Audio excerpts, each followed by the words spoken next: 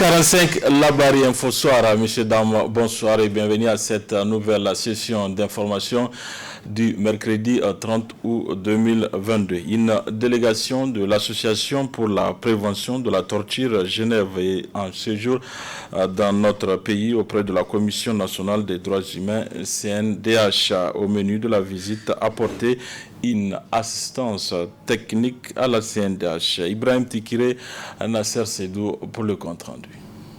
Une délégation de l'Association pour la prévention de la torture APT Genève, composée de Ben Benklan, conseiller principal, et Juvenal Babouna, effectue une visite auprès de la Commission nationale des droits humains CNDH du Niger. Ce mardi 30 août, la mission de l'APT a été reçue en audience par le président de la CNDH, M. Mati Alaj Moussa, qui s'est réjoui de la présence de la mission dont l'objectif est de fournir de l'appui conseil à la Commission sur les questions de stratégie et de structure interne pour l'implantation du MNP dans notre pays. C'est une institution qui travaille, bien organisée, avec énormément de compétences. Donc notre objectif vraiment, c'est de construire sur la base des compétences qui existent déjà. Il y a énormément de compétences, par exemple, dans la direction pour les femmes, les enfants, les personnes âgées. Donc ça sera vraiment utile quand l'MNP va commencer à visiter les lieux de privation de liberté, parce que bien sûr, il y a des personnes vulnérables dans ce genre d'institution. Il y a aussi beaucoup de compétences en termes de loi, réforme législative, donc ça sera très très utile. Donc je vois vraiment des fondations, des compétences très très importantes et on va construire sur ces fondations. Notre expertise, c'est de tirer des bons exemples d'un peu partout dans le monde et de les partager. Par exemple, il y a beaucoup de commissions nationales de prévention qui sont devenues des mécanismes nationaux de prévention un peu partout dans le monde maintenant. Donc, les questions que vous avez ont été posées dans le passé, bien sûr, par d'autres commissions. Et notre valeur ajoutée, je crois, c'est de tirer ces réponses, de les partager, de trouver les bonnes pratiques, aussi les mauvaises pratiques, et de faire ce partage d'informations, ce partage technique, d'expertise entre les différents mécanismes nationaux de prévention. Dotée depuis 2020 du mandat du mécanisme national de prévention de la torture MNP, la CNDH explore toutes les bonnes pratiques afin de bien mener ce nouveau mandat. C'est ce qui explique les voyages d'études de la CNDH au Maroc, au Togo, sur le MNP et la sollicitation de l'expertise de l'APT Genève. Pour nous, cette visite est un symbole, d'autant plus qu'il y a cela bientôt 2 ans que la Commission nationale des droits humains, la CNDH, a été dotée du mandat du mécanisme national de prévention de la torture. Donc c'est aussi quelque chose d'important pour nous parce que l'APT, l'association pour la prévention de la torture Genève, est une organisation internationale bien reconnue dans le domaine de la torture. Donc pour nous, nous devrons nous frayer les chemins pour savoir comment nous allons mettre en œuvre ces mécanismes-là. Donc la visite de l'APT s'inscrit dans cette logique-là, une logique de renforcer nos capacités, une logique de faire de notre commission une commission qui maîtrise véritablement les sujets et que nous puissions vraiment avoir un canevas ou une stratégie pour que nous puissions veiller conformément aux principes et aux textes qui régissent la commission à toutes les questions de torture dans notre pays. Pour concilier la théorie à la pratique, les membres de l'APT Genève et ceux de la CNDH vont effectuer des visites de terrain. Pour rappel, le Niger a ratifié l'OPCAT le 7 novembre 2014 et a désigné la CNDH comme NP en mai 2020. Situé dans le 5e arrondissement de la capitale, le village de Ganguel est doté d'un pont dont l'État laisse à désirer de nos jours. En effet, la situation de ce pont est comme un piège pour les usagers de la route et qui doit interpeller plus d'un. Le reportage est signé Boubacar Ibrahim sur les images de Nasser Sedou. Ganguel, un village situé à la sortie d'Ignemi sur la route qui mène à Namaro, où se trouve un pont dont l'état de la dégradation avait fait l'objet d'un reportage de la part de la rédaction du groupe de presse Labari afin d'attirer l'attention des décideurs sur l'état de l'infrastructure. 2 semaines plus tard, le constat qui se dégage est pratiquement le même. Un expert en construction des grands ouvrages nous parle techniquement de l'état de ce pont. Ce pont est vraiment menacé. il est menacé, d'autant plus que j'ai l'habitude d'amener des élèves ici. Et je vois bien que l'évolution ne fait que s'aggraver. Une évolution dans la dégradation du pont. Premièrement, sur les superstructures, c'est-à-dire au-dessus où circulent les usagers, vous allez constater que les équipements sont en très mauvais état. Des équipements essentiels. Premièrement, la chaussée. Le revêtement bitumineux est bosselé. Deuxièmement, fait très grave, les joints ne fonctionnent plus. Et c'est ça qui fait que quand les camions passent, les poids lourds, si vous êtes à côté, donc vous sentez que le tablier tremble. Cela veut dire que, justement au niveau des joints, il y a une majoration dynamique des charges roulantes très élevées, en tout cas au-dessus de la norme acceptable. Et les joints qui devaient être étanches, donc laissent maintenant couler l'eau. Les gargouilles qui sont faites pour faire couler les eaux lors des pluies sur le pont ne fonctionnent plus car bouchées. Des facteurs dégradants menaçant également le pont ont été relevés par l'expert qui n'a pas manqué de rappeler à l'État de demander une réparation des dégâts en tenant compte de conventions qu'il est lié à l'entreprise en charge de la construction du pont. On constate que le lit même est en train de s'élargir en amont. Il devient de plus en plus large en amont. Et si l'on ne prend pas garde, un beau jour, donc le pont sera seul au milieu d'une brèche, parce que l'érosion est intense.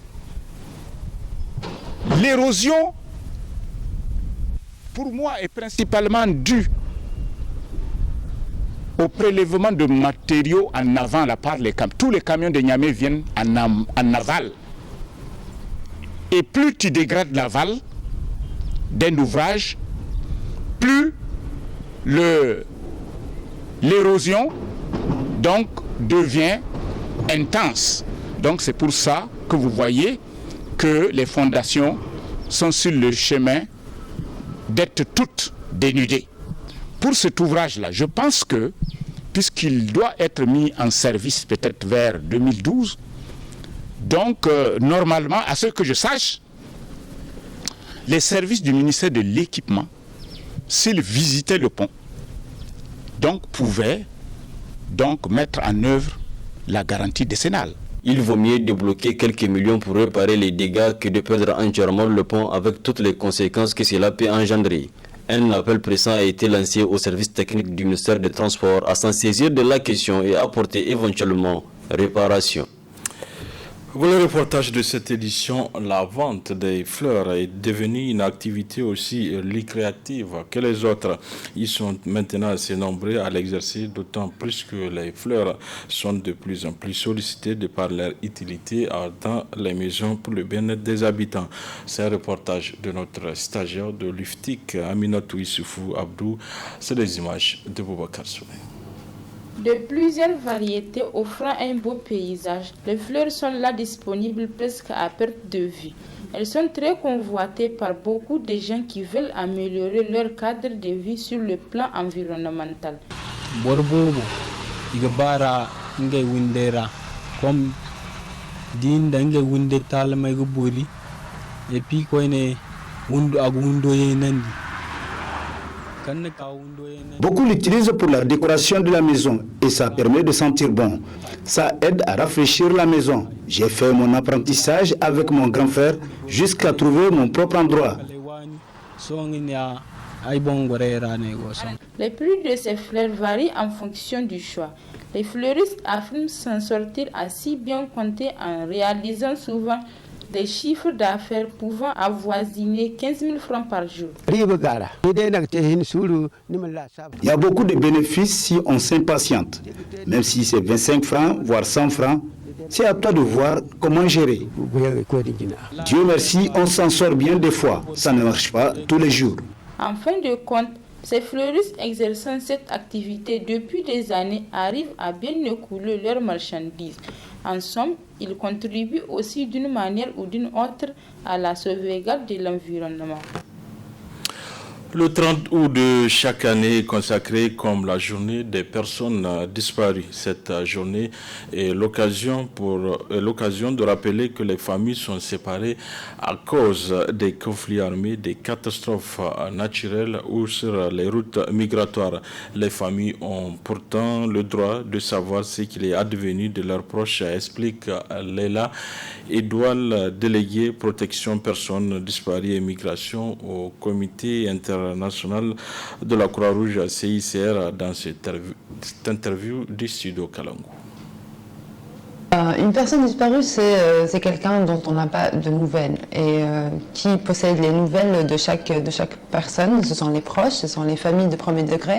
Il faut que ce soit vraiment dans un contexte précis, lié à un conflit armé et aussi à deux autres circonstances, notamment les catastrophes naturelles et la migration. Si on recherche une personne et qu'on est la première personne de contact ou bien sa famille, elle peut très bien interpeller n'importe quel volontaire ou bien représentant de notre mouvement de la Croix-Rouge ou bien se présenter directement à notre siège, ainsi de suite. Nous avons un numéro de téléphone de contact, plus nos bureaux du CICR, de la Croix-Rouge internationale ou de la Croix-Rouge nigérienne.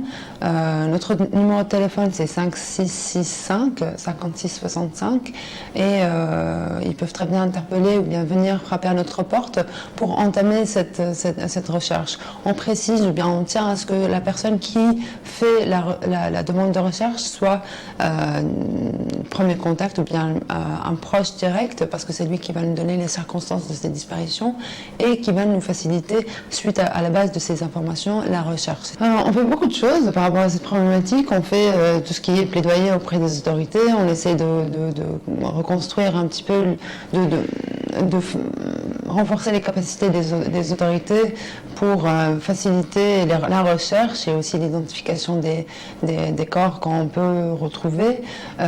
Effectivement, on a facilité, on a participé à la création d'un comité de gestion des dépôts mortels. C'est un comité national et parce qu'on pense que chaque disparition peut être causée par la non-identification d'un corps, que ce soit pour les migrants ou bien pour les victimes de guerre ou les victimes d'un conflit.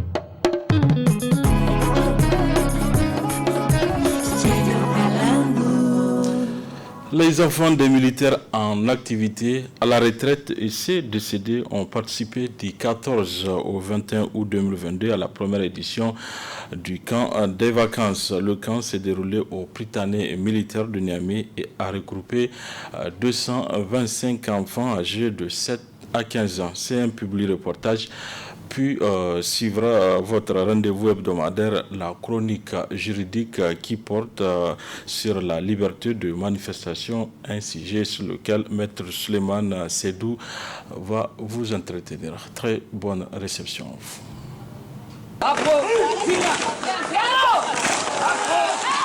C'est une première édition de cette initiative dénommé Camp des vacances, qui a regroupé durant une semaine des enfants des militaires en activité, de ceux à la retraite et de ceux qui sont décédés. L'idée émane de l'association nigérienne des épouses des militaires, ANEM, et du groupement Zaruma avec l'appui du commandement militaire. Au total, 225 enfants, filles et garçons âgés de 7 à 15 ans ont été accueillis par le Prytanée militaire. L'objectif est de non seulement changer la routine pendant les vacances chez ces enfants, mais aussi leur procurer plusieurs formations allant de l'éducation civique et sportive à l'apprentissage de certains métiers importants au quotidien. Toutes ces actions visent à susciter leur éveil, leur curiosité et leur intérêt. Le programme est constitué de la plomberie, c'est-à-dire que là on va apprendre aux enfants comment est-ce qu'il faut au moins déboucher les lavabos, la tuyauterie. Nous avons la menuiserie aussi. Dans la menuiserie, c'est essentiellement comment changer les serrures ou bien les canons. Nous avons l'électricité. Dans l'électricité, on compte apprendre aux enfants comment est-ce qu'il faut changer les ampoules. Et nous avons des séances de causerie qu'on a prévues aussi. Dans les séances de causerie, nous allons discuter des thèmes sur l'hygiène, sur comment est-ce qu'il faut ranger les habits. Et nous allons insister surtout sur le métier des militaires, parce que souvent les enfants ne comprennent pas le métier de leurs parents. Donc là, nous comptons leur expliquer réellement c'est quoi le métier du militaire. Parce que c'est parfois difficile aux enfants de comprendre l'absence des parents. La formation est assurée par une équipe chevronnée du Prytanée militaire avec à sa tête le commandant de la dite structure. Les enfants sont internés au niveau du Prytanée militaire. Et le Prytanée militaire de Niamey, comme vous le savez, c'est une école qui prend en charge l'enfance, c'est-à-dire le collège et le lycée. La tranche d'âge des enfants retenus par l'ANEM, ça va de 7 à 15 ans. Donc ça va vraiment dans les compétences du Prytanée militaire de Niamey. Alors avec la moitié de nos cadres, puisque nous sommes en vacances, donc à peu près 80 cadres, nous avons mis en place un dispositif où les masculins, c'est-à-dire les garçons qui sont à peu près 86, sont hébergés au niveau des blocs masculins et les autres filles sont hébergées au niveau du bloc féminin. Et là également, il y a des cadres féminins expérimentés qui sont à la tâche. Le camp, il se déroule comme suit. Donc nous avons essayé d'imprimer en fait le même rythme que nous imprimons aux enfants de troupe, à savoir un réveil à 5 h du matin. Donc à 5 h quand ils se réveillent, ils procèdent en fait à la douche, la toilette. Ensuite ils font leur lit, donc on les initie à comment faire son lit, défaire sa moustiquaire et ensuite se préparer pour entamer la journée. Leur journée commence comment? Donc de 6 h à 6 h 30, c'est le petit déjeuner. Donc après le petit déjeuner, nous faisons quelques petites activités de nettoyage, disons. Donc ils font le ramassage, ils rangent un peu les couverts qu'ils ont utilisés. Et ensuite, à 6 h 45, ils vont au rassemblement. Donc le rassemblement, c'est la place d'armes où se déroulent les couleurs. Et spécialement dans le cadre donc, du civisme et de la citoyenneté, donc ils assistent aux couleurs où ils chantent chaque matin l'hymne national du Niger. Donc on leur inculque un peu les valeurs, le sens de l'hymne national, quelle est la position qu'ils doivent tenir.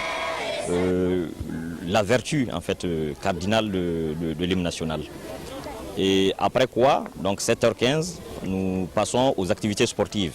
Donc pour le camp de vacances, ce camp de vacances précis, nous avons initié en fait le step dance. Donc le step dance en fait c'est comment faire le sport tout en s'amusant. Donc c'est des mouvements qui sont faits, qui travaillent pratiquement tous les muscles du corps et accompagnés de musique. Donc c'est vraiment rythmé.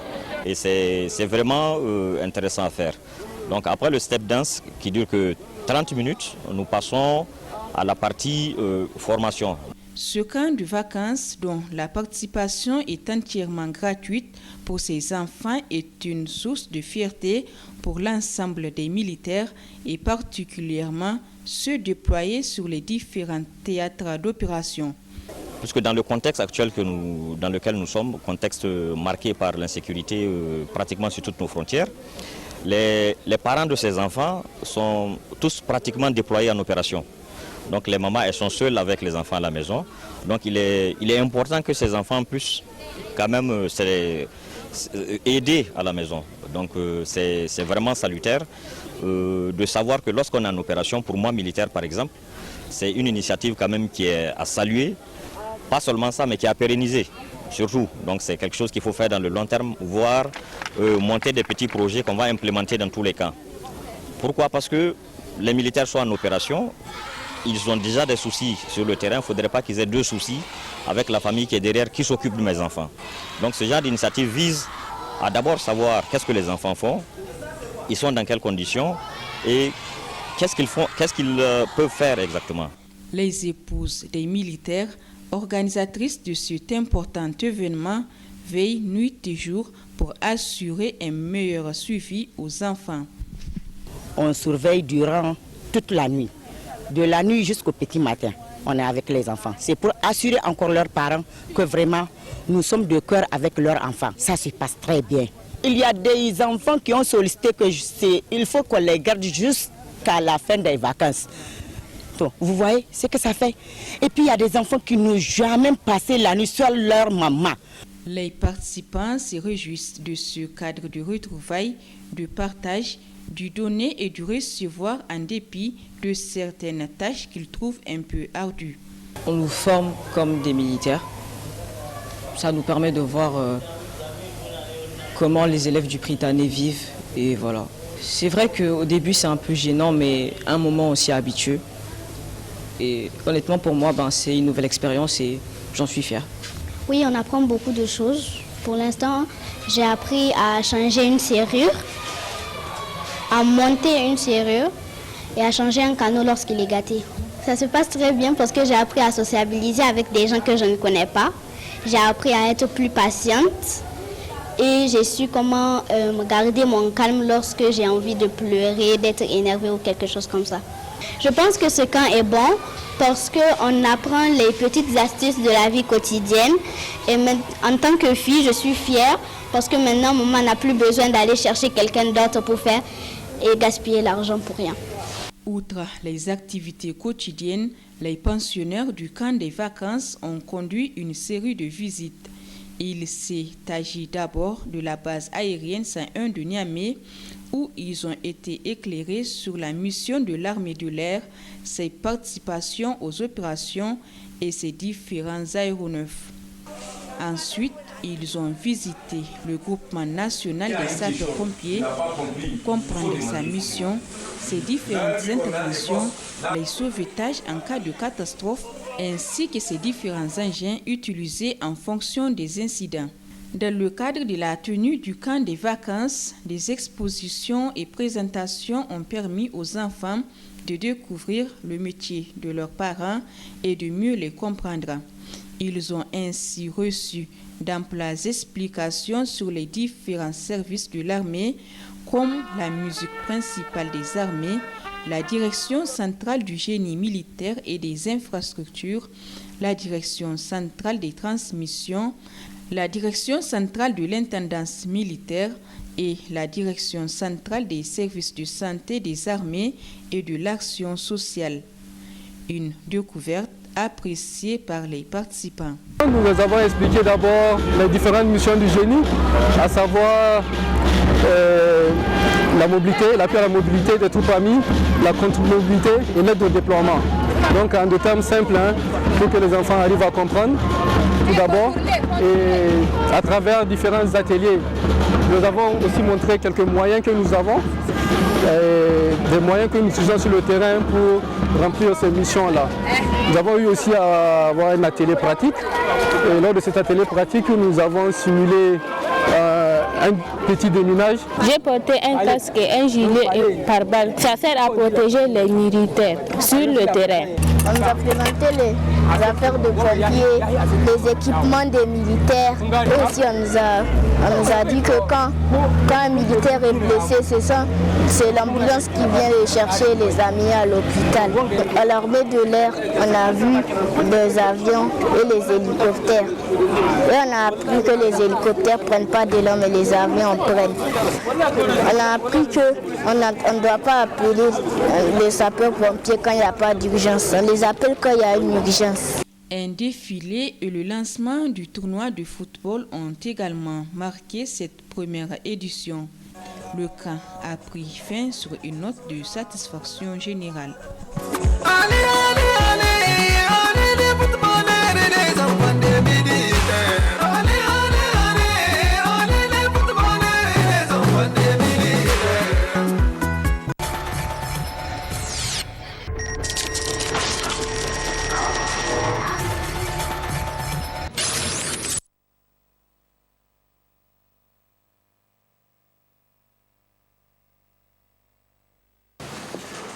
La liberté de manifestation, c'est un droit constitutionnel. Un droit constitutionnel qui a été consacré par les dispositions de la Constitution de la République du Niger, notamment à son article 32. Donc, au terme de l'article 32 de la Constitution, l'État garantit et reconnaît la liberté de manifestation ainsi que plusieurs autres libertés qui peuvent s'exercer dans le respect des règles définies par la loi. Alors la manifestation doit s'entendre d'un mouvement de masse organisé sur la voie publique dans le but d'exprimer une opinion ou une conviction collective. Alors elle peut constituer un moyen de pression contre le pouvoir politique. Elle peut également consister en une action des syndicats des travailleurs qui manifestent ou revendiquent un certain nombre de droits. Elle peut également consister à des manifestations de soutien ou de désapprobation des citoyens de façon générale par rapport à une politique définie par l'État et ses autres démembrements. Elle peut également consister en une manifestation d'un groupe minoritaire qui milite pour la reconnaissance d'un certain nombre de droits de façon spécifique. Donc la liberté de manifestation ou la manifestation peut prendre plusieurs formes, comme je viens de le décrire, et tout cela est possible, comme je l'ai dit, parce que la Constitution de la République du Niger garantit ce droit à tous les citoyens nigériens. Alors, c'est vrai qu'il s'agit d'un droit constitutionnellement reconnu et garanti, mais la Constitution, en ce qui concerne les modalités de mise en œuvre et d'exercice de ce droit, renvoie à un certain nombre de tests. C'est-à-dire que cette liberté de manifestation doit pouvoir s'inscrire dans le respect strict de la loi. Et au Niger, la liberté de manifestation est encadrée par la loi 2004-45 du 8 juin 2004 régissant les manifestations sur la voie publique. Alors lorsqu'on parcourt un tant soit peu ce test, on va se rendre compte que la manifestation ou le droit de manifester est soumis à un régime de déclaration préalable.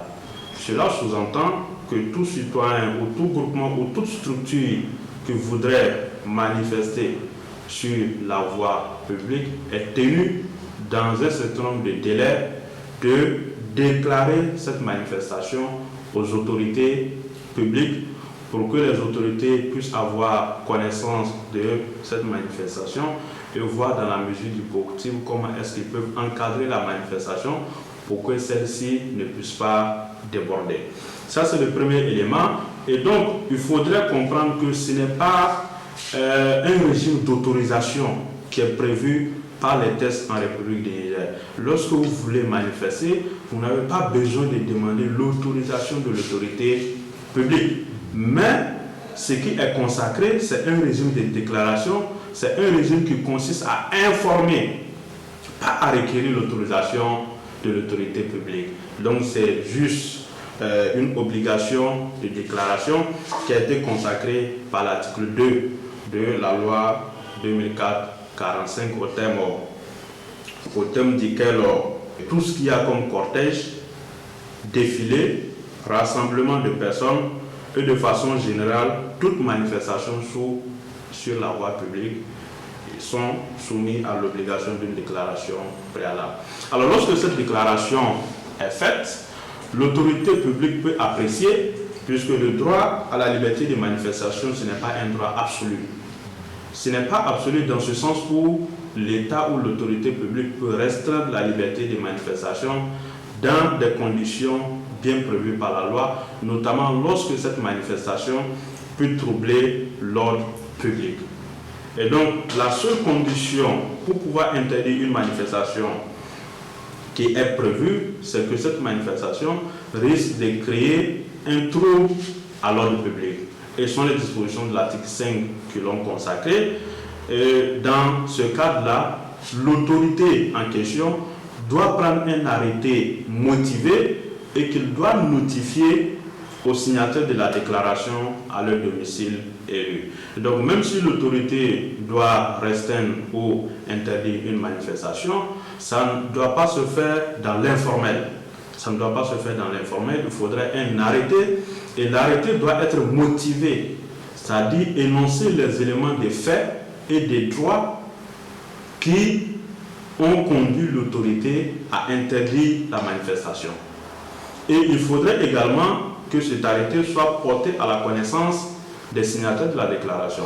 L'autorité publique ne peut pas, par exemple, interdire une manifestation sans pour autant notifier cela aux signataires. On ne peut pas, par exemple, en tant que signataire d'une déclaration, apprendre, par exemple, sur les réseaux sociaux, sur Facebook, ainsi de suite, que la manifestation a été interdite, alors bien même que lorsqu'on faisait la déclaration, il y a eu élection de domicile de façon précise. Donc l'autorité doit nécessairement notifier l'interdiction aux intéressés. Alors quand on parle de restriction en tant que telle, cette restriction, comme je viens de le dire, ça doit uniquement s'inscrire dans le respect de l'ordre public. Et ça doit avoir une base légale. L'interdiction, elle ne peut être prononcée que si cela a été prévu par les textes en la matière. Donc il n'y a pas d'interdiction tant que la loi ne confère pas à l'autorité publique la possibilité de pouvoir interdire une manifestation. Et deuxième exigence, il faudrait qu'il y ait la poursuite d'un but légitime. Lorsque vous décidez de restreindre un droit, de restreindre la liberté, il faudrait que vous puissiez poursuivre un but qui est totalement légitime et que la mesure que vous prenez, la mesure d'interdiction, doit être également nécessaire et proportionnée par rapport au but que vous recherchez. Lorsque ces conditions ne sont pas réunies, bien entendu, les signataires de la déclaration peuvent attaquer l'acte devant l'autorité compétente. Lorsque vous estimez qu'un arrêté ou une décision des autorités publiques qui interdisent une manifestation ne sont pas conformes à la règle de droit, vous avez la possibilité d'attaquer pour que le juge, qui est le garant du respect des libertés, puisse apprécier la conformité de l'acte d'interdiction à la règle de droit. Mais si vous ne le faites pas, vous devez naturellement vous plier à la décision des autorités publiques.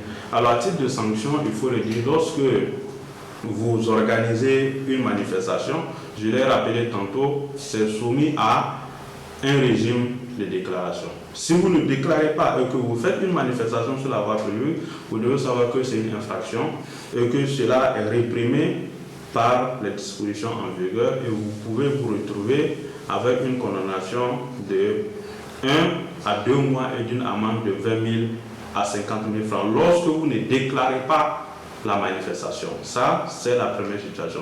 Deuxième hypothèse, il se pourrait que vous avez déclaré, l'autorité a pris un arrêté pour interdire, mais que vous bravez l'interdiction et vous manifestez quand même. Ça également, si l'interdiction n'a pas été faite dans les conditions prévues par la loi, ou si l'interdiction a été faite dans les conditions de la loi, vous devez vérifier les deux situations. Mais lorsque l'interdiction est faite conformément aux tests prévus à la matière et que vous sortez quand même pour manifester, en ce moment également, vous êtes passif de poursuites qui peuvent conduire à une peine d'emprisonnement, cette fois-ci de 3 mois à 1 an d'emprisonnement et d'une amende de 50 000 francs à 100 000 francs. Voilà en résumé ce qu'on peut retenir sur la liberté de manifestation.